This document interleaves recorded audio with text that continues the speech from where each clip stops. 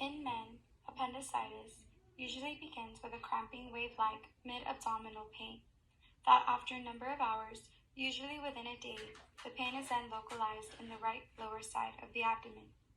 The cramping pain is because of the appendix is being blocked by a concretion, a solid mass of feces, and that cramping pain is caused by the contractions of the appendix trying to push it out.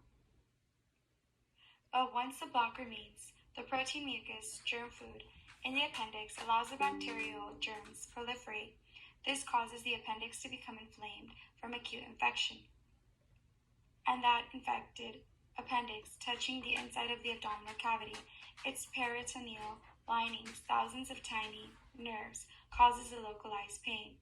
In a woman, it is the exact same situation with appendicitis.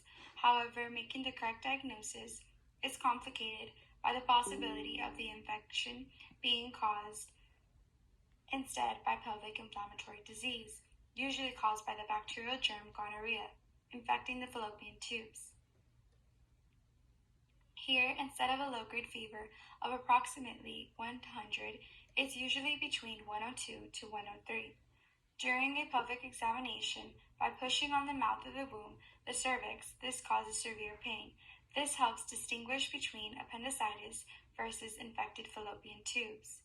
In children, the sequence of events is much faster, usually within 12 hours to 1 day until the rupturing of the appendix occurs, and unlike in adults, the omentum, the fat pad that hangs down from the stomach and large intestine, is much less developed, and therefore infection can spread throughout the abdominal cavity, which is called peritonitis. In adults, it's more likely that this fat pad will fall off and then localize the infection, causing an abscess, rather than a widespread and potentially deadly infection, peritonitis.